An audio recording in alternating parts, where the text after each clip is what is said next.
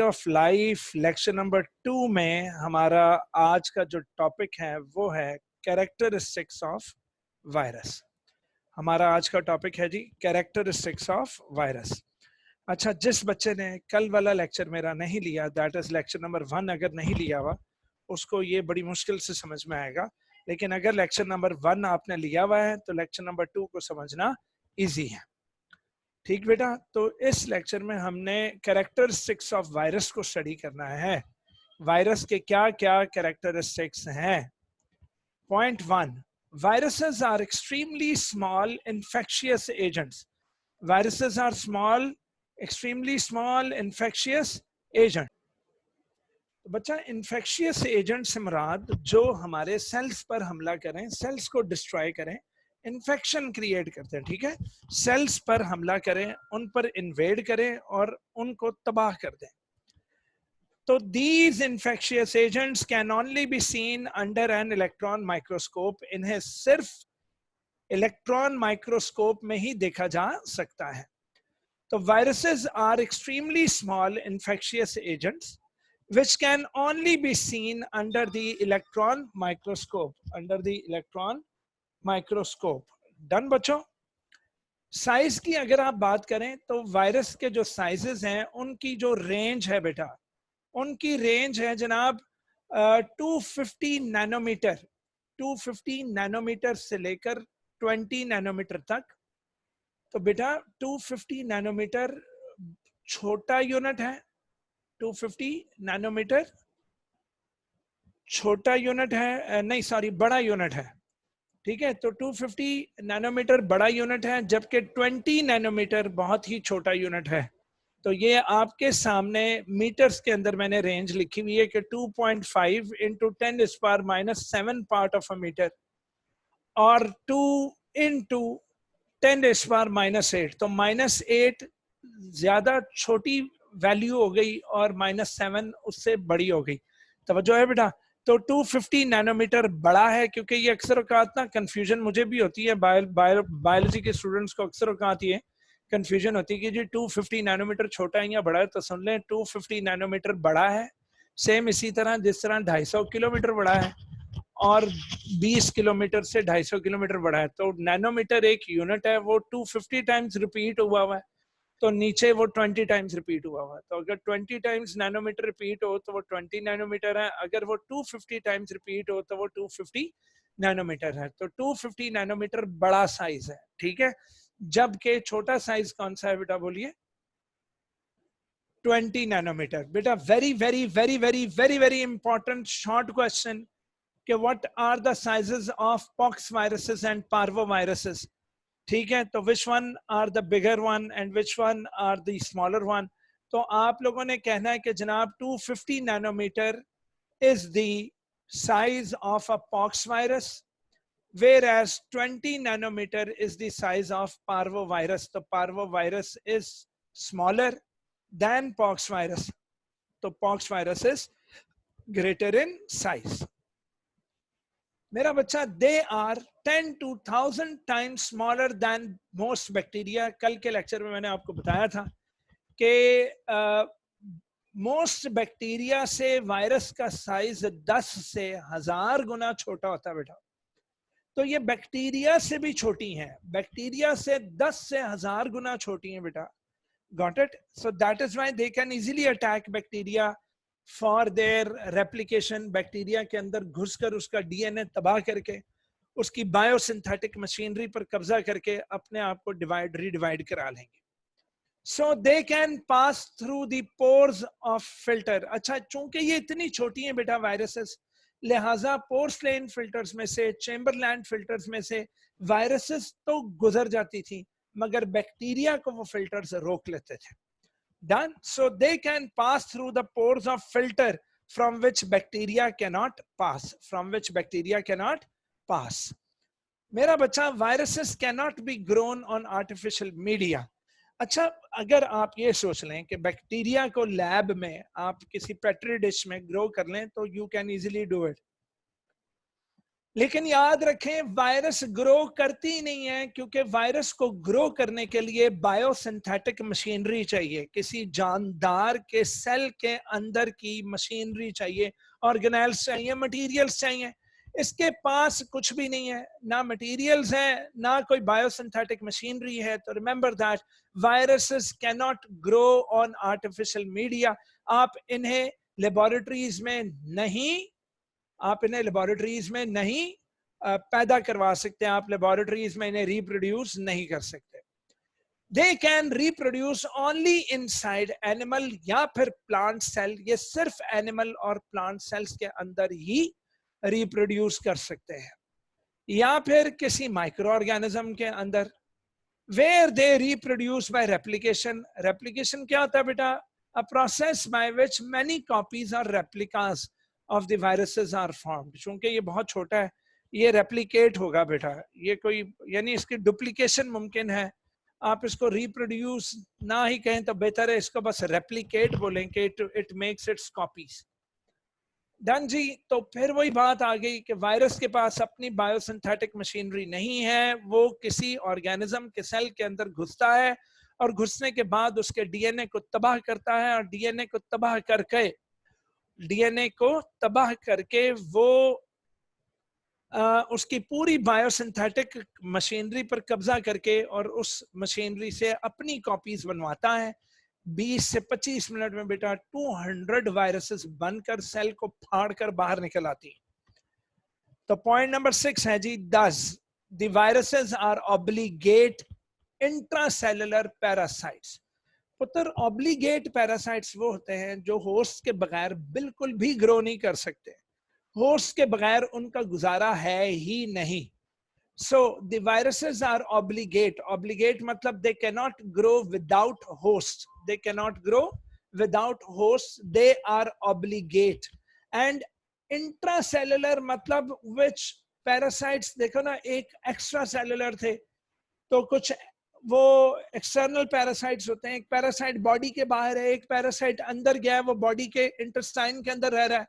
एक पैरासाइट वो है जो सेल के अंदर तक घुस जाएगा। तो वायरसेस आर इंट्रासेलुलर पैरासाइट्स जो सेल के अंदर तक घुसकर वार करती हैं बेटा। Got it?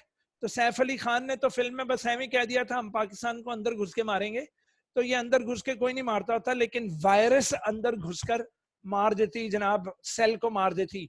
So thus viruses are obligate. Obligate matlab can only and only divide within the living cell, can only and only replicate within the living cell, and these are intracellular parasites and they cannot grow without a living cell. पुत्रों, viruses lack metabolic machinery, वही जिसको आप biosynthetic machinery कहते हो, for the synthesis of their own nucleic acid and proteins. तो viruses lack करती हैं metabolic machinery को जो सिंथेसाइज करती हैं, ये अपने ही न्यूक्लिक एसिड और प्रोटीन्स को नहीं बना सकती। They lack all that machinery, they have only protein and nucleic acid but nothing to replicate it. So that is why they need the biosynthetic machinery of the living cell. They depend on the host cell to carry out these vital functions. तो इन जरूरी functions को carry out करने के लिए ये depend करते हैं host के cell पर।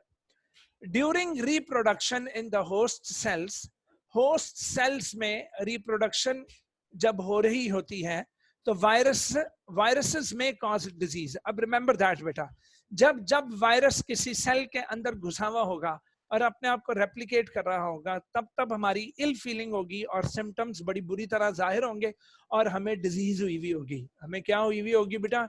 Disease. All viruses are generally resistant to broad range of available antibiotics.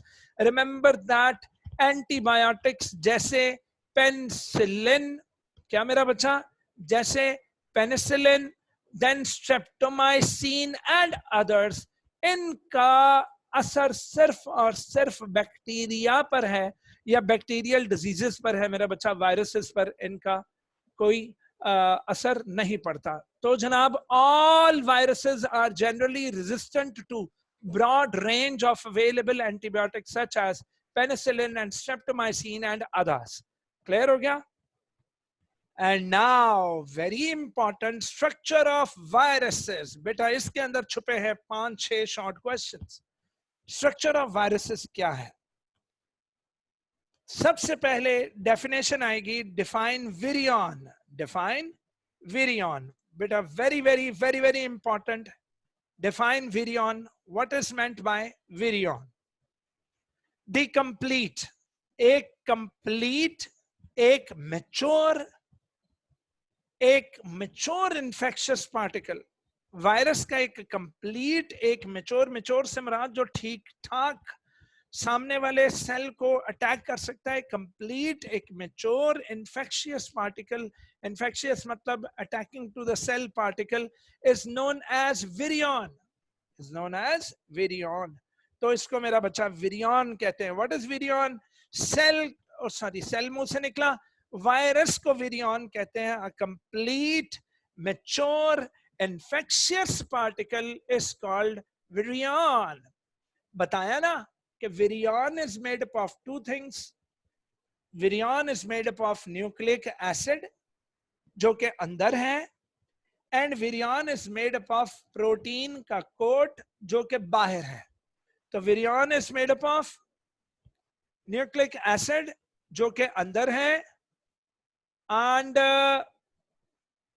a protein coat. ये देखो, virion is made up of inner nucleic acid and outer protein coat. Outer protein coat. ये देखो, virion is made up of inner DNA या RNA, any one, never both, and a proteinaceous body, that is proteinaceous coat. Okay, तो जो inner बेटा nucleic acid है ना मेरा बच्चा, nucleic acid, the nucleic acid is called genome. The nucleic acid is called genome. The virions are composed of central core of nucleic acid. बेटा very important short question. Define genome. So what is genome? The virions are composed of central core of nucleic acid, which is either DNA or RNA, any one beta, which is also known as the genome. So what is genome? Genome जो है वो central core of nucleic acid है. तो अंदर core कहते हैं बेटा अंदर, वो कहते नहीं है I love my mom from the core of my heart. तो core क्या हो गया? दिल की गहराई, दिल के अंदरूनी हिस्से से. तो जी हाँ, वायरस का अंदरूनी हिस्सा न्यूक्लिक एसिड पर मुश्तमिल है. या तो उसमें डीएनए होता है या फिर RNA, which is also known as the genome. Which is also known as what? Genome. जबकि मेरा बच्चा बाहर वाला जो प्रोटीन का कोट है ना, बाहर वाला जो प्रोटीन, वाओ, ये देखो, ये वायरस का बाहर वाला प्रोटीन का कोट है बेटा. This protein coat is called capsid. This is called what? Capsid. CAPSID. Beta, very important short. What is capsid of the virus? So janab, genome is surrounded by a protein coat called the capsid. Genome is surrounded by a protein coat called the capsid. Capsid gives a definite shape to the virion. Capsid जो है वो definite shape देता है बेटा virion को. Okay, तो जी हाँ, ये देखो, ये डेफिनेट शेप दी हुई उसने. Wow, what a nice shape. This shape is called आइकोसाहेड्रल. That is 21 faces वाला शेप. तो जरा और देखते हैं. वाओ, यहाँ कैप्सिड जो है इसने रॉड शेप दी हुई है, रॉड शेप. और अंदर देखो ये आरएनए का जीनोम है.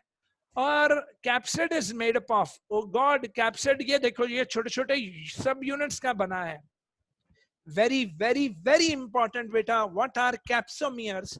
तो मेरे बच्चे कहेंगे capsid is made up of छोटी छोटी यूनिट्स कॉल्ड कैप्सोमियर्स. तो समझ लो कि ये पूरी दीवार है. तो दीवार किससे बनी हुई है? ईंटों से. तो हमारी दीवार में ईंटें, कैप्सिड के अंदर कैप्सोमियर्स, कैप्सिड के अंदर क्या बेटा, कैप्सोमियर्स। ओ गॉड, ये देखो, ये एक कैप्सोमियर का एक इस तरह का स्ट्रक्चर होता है बेटा।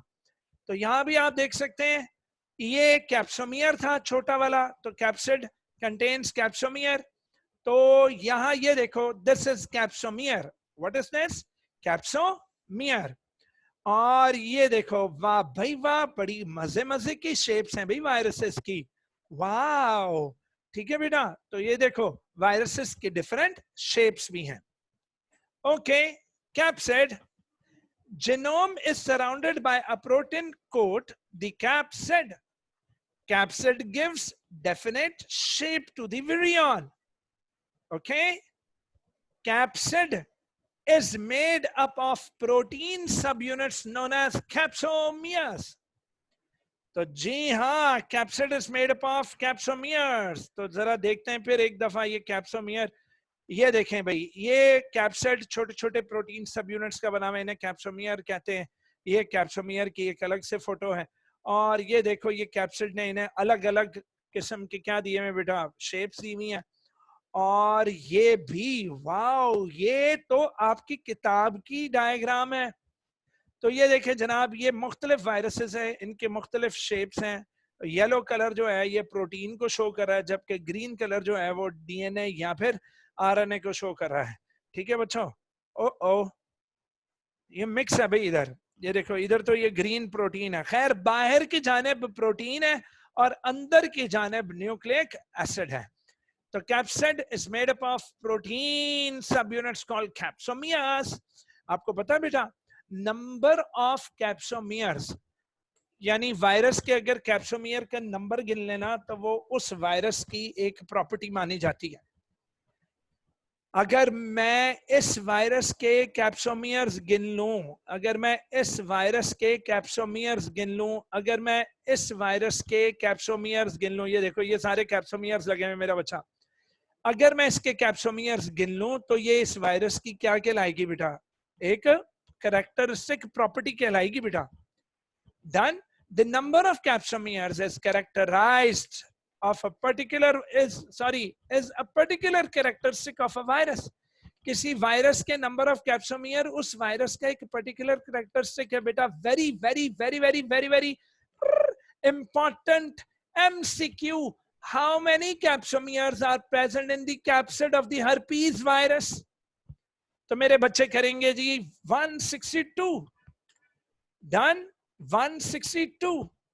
तो पता लगा how many capsomeres are present in the capsid of the herpes virus. herpes virus एक वायरस की किस्म है, उसमें 162 कैप्सोमियर्स हैं बेटा।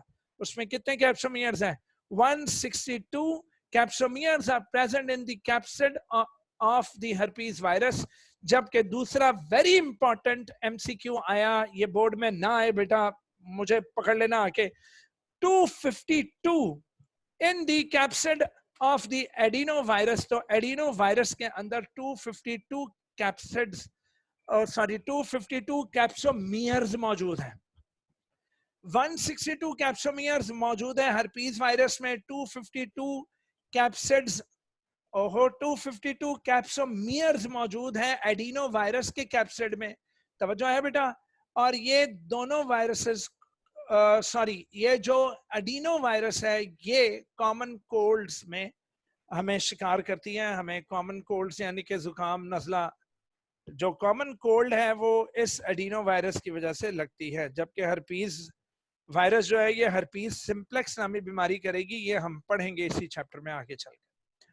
अच्छा मेरा बच्चा, अब एक और चीज बेटा, जिस तरह बबल्स नहीं निकल रहे होते, बबल्स एनिमल सेल के अंदर जब वायरस अंदर घुसती है, अपने आप को रेप्लिकेट करती है, अपने आप को रेप्लिकेट करती है, अपनी कॉपी जब बना लेती है, तो एनिमल सेल से बाहर जाने से पहले वो उस सेल की बबल की शक्ल में उसकी मेम्ब्रेन का बबल बना लेती है। उसकी मेम्ब्रेन का क्या बना लेती है बेटा, बबल।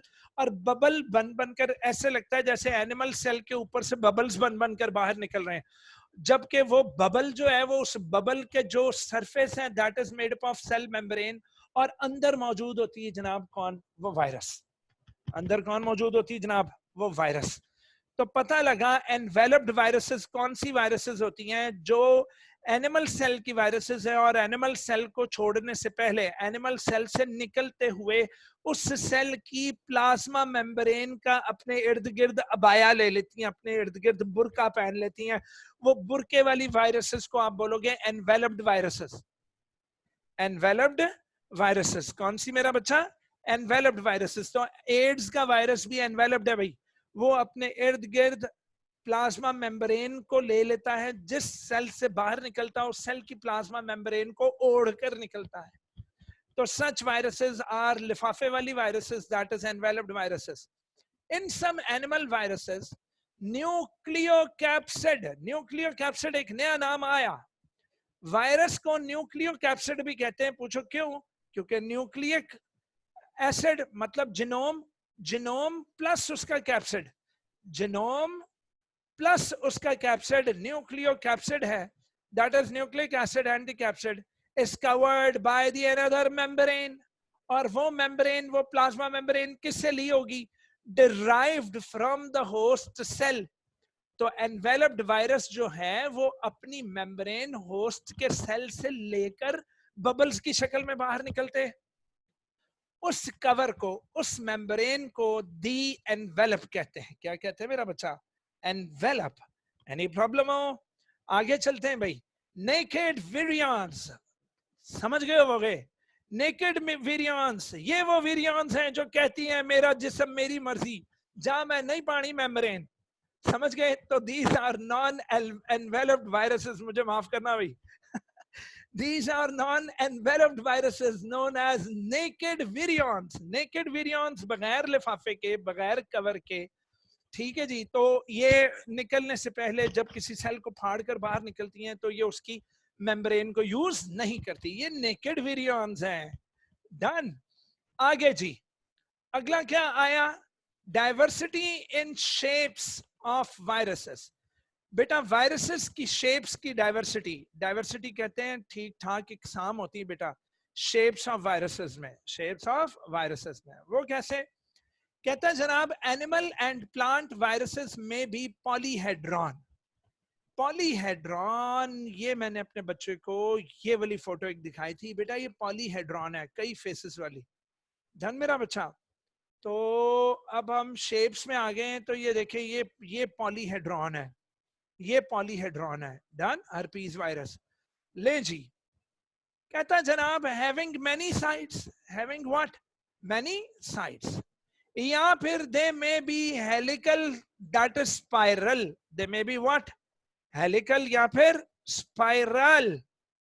तो दे मे बी हेलिकल और स्पाइरल, ये आ जाएगी भाई हेलिकल या स्पाइरल में। Got it? नेक्स्ट है जी एनवेलप्ड। एनवेलप्ड वही जो माशाअल्लाह से किसी सेल से बाहर निकलते हुए अपने इर्द गिर्द क्या पहन लेती है? होस्ट सेल की मेम्ब्रेन। या फिर मेरा बच्चा विरियन कॉम्प्लेक्स भी हो सकती है। कॉम्प्लेक्स ये रही जी, ये कॉम्प्लेक्स है बेटा। कॉम्प्लेक्स वायरस वो होगी जिसके कैप्सिड के ऊपर, ये देखो, ये कॉम्प्लेक्स वायरस वो है जिसके कैप्सिड के ऊपर बेशुमार दूसरे स्ट्रक्चर्स भी होंगे। ये बेस प्लेट, ये कॉलर, ये शीथ, ये टेल फाइबर्स और कैप्सिड का हेड। तो ये head, collar, sheath, tail fibres, base plate, ये एक्स्ट्रा स्ट्रक्चर्स है बेटा। इस तरह के स्ट्रक्चर्स वाली वायरस को कॉम्प्लेक्स वायरस कह दोगे। It's not a simple virus. इसके पास जिनोम और कैप्सिड के अलावा इसके कैप्सिड्स पे बेशुमार क्या है? डिफरेंट स्ट्रक्चर्स भी हैं। इसी में ना बच्चा, लो जी, very very very very very very very very important short question आया। What are bacteriophages? तो बैक्टीरियोफेजेस की शेप्स कैसी हैं? बैक्टीरियोफेजेस हैं क्या? तो यहां मैं आपको एक छोटी सी इसकी डेफिनेशन दे दूं, शायद अभी मैं इसकी जिक्र ना करूं क्योंकि अगले टॉपिक में आने वाला है इसका जिक्र। तो बैक्टीरियोफेजेस ऐसी वायरसेस हैं बेटा जो अटैक करती हैं बैक्टीरियल सेल पर। ये अपनी रेप्लिकेशन के लिए बैक्टीरियल सेल्स पर इन्हिसार करती हैं। ये अपनी रेप्लिकेशन के लिए किस पर इन्हिसार करती है मेरा बच्चा?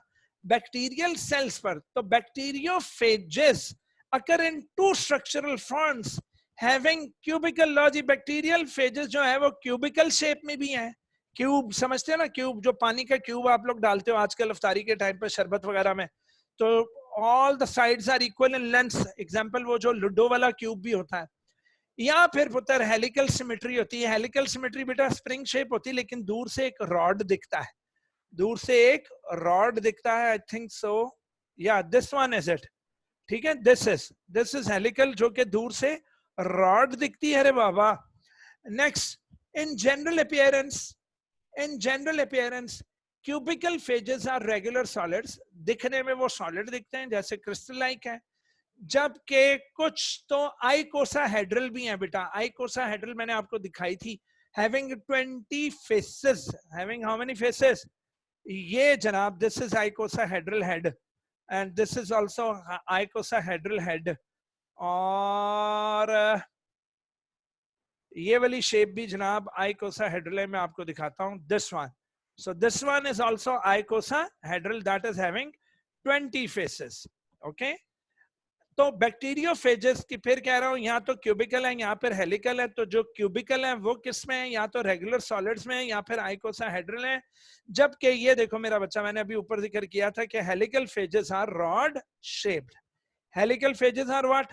Rod shaped. और बहुत सारी जो बैक्टीरियोफेजेस हैं, ये वाली फोटोग्राफ बैक्टीरियोफेज ही की थी, ये वाली.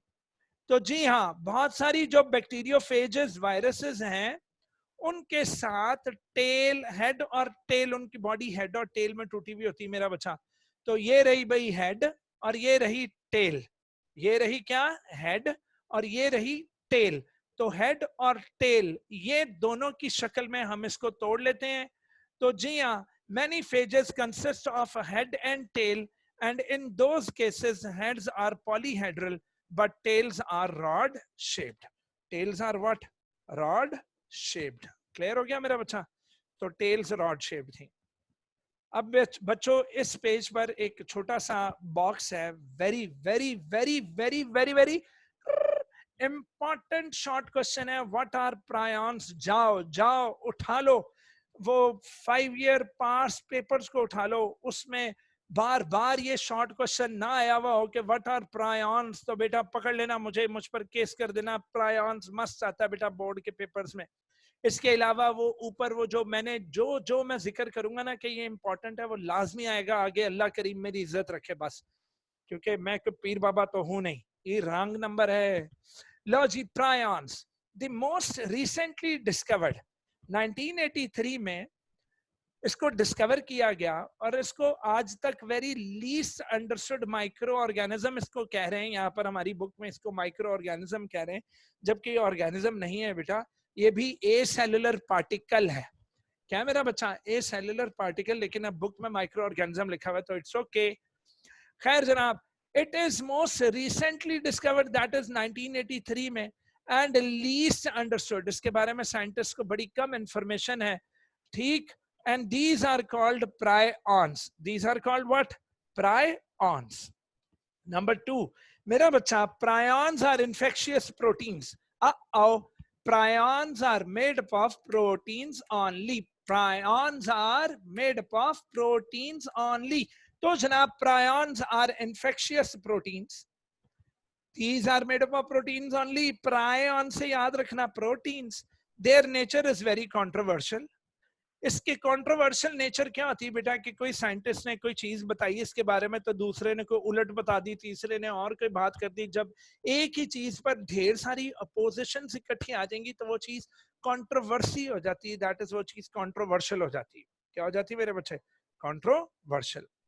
दे are composed of protein only and they contains that information that codes for their own replication. तो बच्चों इनमें न्यूक्लिक एसिड्स नहीं होते.